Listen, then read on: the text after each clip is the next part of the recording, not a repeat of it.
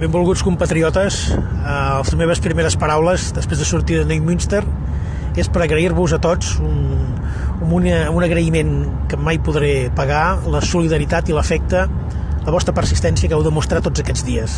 Veritablement els centenars i centenars de cartes que he anat rebent, que espero tenir l'oportunitat de poder respondre a totes, han representat una veritable llum en aquests dies de foscor.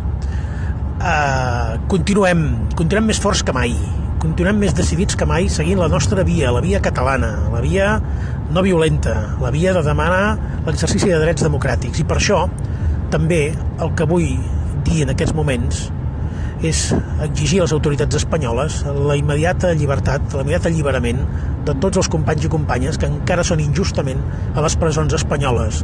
Estan acusats de delictes que no hem comès, com ja s'està demostrant a través de diverses instàncies de justícia en diversos països europeus. No estem davant d'un cas de rebel·lió, no estem davant d'un cas de malversació de fons ni de res que se li assembli. Estem davant d'un cas polític que demana finalment que el govern espanyol s'assegui en una taula de negociació, que comenci a parlar amb els líders polítics catalans que hem estat escollits per fer-ho i que faci d'una vegada política i que deixi d'utilitzar el Codi Penal per resoldre una qüestió que és estrictament política. Molt de coratge a tots plegats, continuem, seguirem endavant. És un camí llarg, però és un camí que només té un final possible, que és la nostra victòria. Moltíssimes gràcies.